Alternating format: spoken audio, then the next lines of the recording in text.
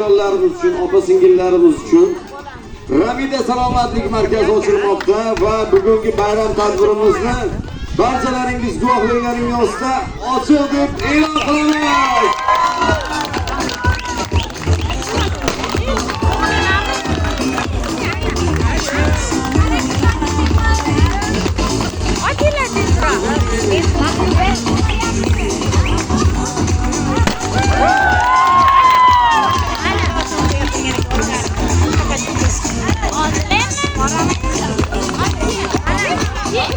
Ayollarımızga kundan-kunga sharoitlar yaratib borilmoqda va Ramida Salomatlik markazini ochgan tadbirkorimiz Ramida xonga ikki fikrlarini va kelgan yurtdoshlarimizga xushketlar deyish maqsadida mikrofonga taklif qilamiz. Marhamat.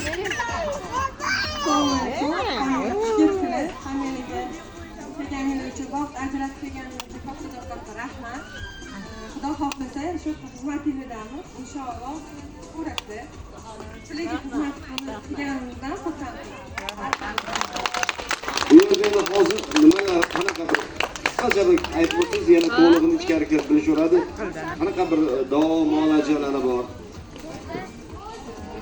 Bizda asosan hijomlar, tibbiy xizmatlarimiz bor, ya'ni terapiya, igli terapiya, ya'ni psixolog maslahatchi va bolalar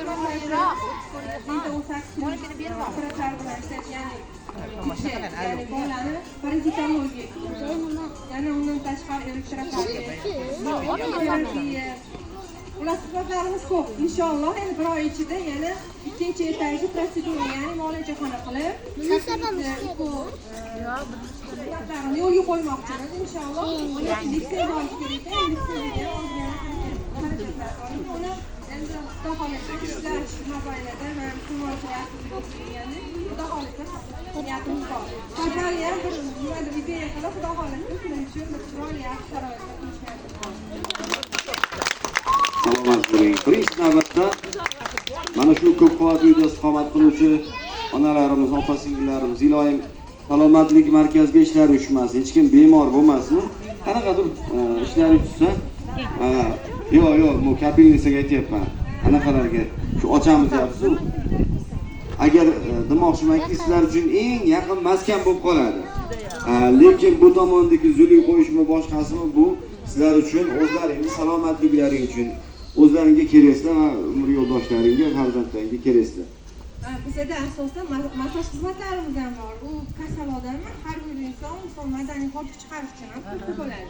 Undan tashqari hijomlar sunnat deganlar. Bir yilda har bir musulmon bir marta hijomlarga sunnat bildirish kerak. Chunki bu narsa endi hozir bo'lsa aytishim joizmi yo'qmi bilmayman. Shayton aytgan ekan, harom qoningda sizlar degan ekan bandalar. O'shaning uchun o'sha odam o'zini tanasini o'sha qondan tozalab yurish kerak. Hech bo'lmasa Sog' bo'linglar. Endi bugun va'da qilganimizdek voucherlarimiz bor. 300 ming so'mlik, 200 ming so'mlik, 150 ming so'mlik voucherlarimiz. Bu voucherlarimiz qanday amal qiladi, nimaga amal qiladi desiz, siz bu voucherlarimizni olganingizdan keyin deyarli mana shu Ramida Salomatlik markaziga 300 ming so'm pul bilan kirdim deganingiz. Misol hujum olashmi yoki bir boshqa xizmat turlaridan foydalanasizmi, shundan olib qolinaveradi. Bu bir martalik amal qiladi. Siz buni topshirasiz, sizga shu singillarimiz, opalarimiz chiroyli qilib xizmatlarni xizmatdan minus tashadi. Lekin xudo xolasa xizmatlari sifatli, barcha ichkarida zamonaviy ayollarimizni davolanishlari uchun, salomatliklarini asrash uchun hamma sharoitlarimiz bor. Demak, bugun yoshi eng katta inson kim uchun bizga? Birinchi o'sha insonga beraylik. Assalomu alaykum Shirmon aka, yaxshimisiz? Salomatligingiz yaxshimi? Oxirgi marta qachon hijom olgansiz? Necha olmagansiz? Qarang, mana sizga eng katta 300 ming so'mlik voucher beraman.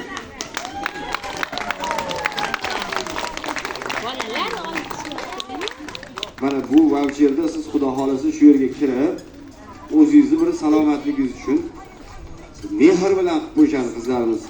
Qanaqa bir mana o'zidan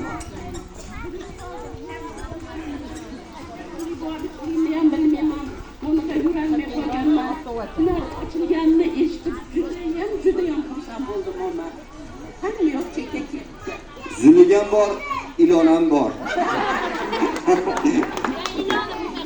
Yo. Ilon musofirati bilan. Qizlar deb qo'ysam baloga qolib ketmay. Hamma endi sal kuldirib turay deyman-da, meni vazifam. Onajon qarang. Siz birinchi rasmiy ochilishimizda birinchi mijozimiz bo'ldingiz, xudo xolasa.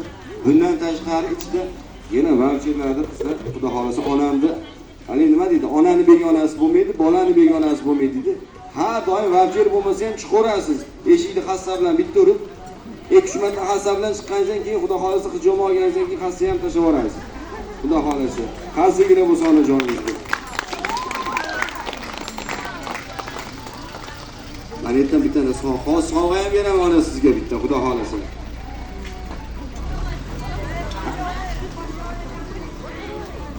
Qaysiydi? Hojoni endi bunaqa taqinchoqlar ham siz olib qo'yaveringchi. Sog' bo'ling. Yurzoqmisiz, siz yoshingizga kelib yursa onalarimiz. Xo'p. Endi kimning salomatligida muammosi bor?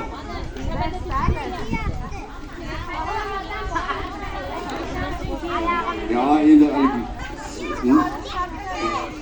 nisbatan deyapman-da hozir.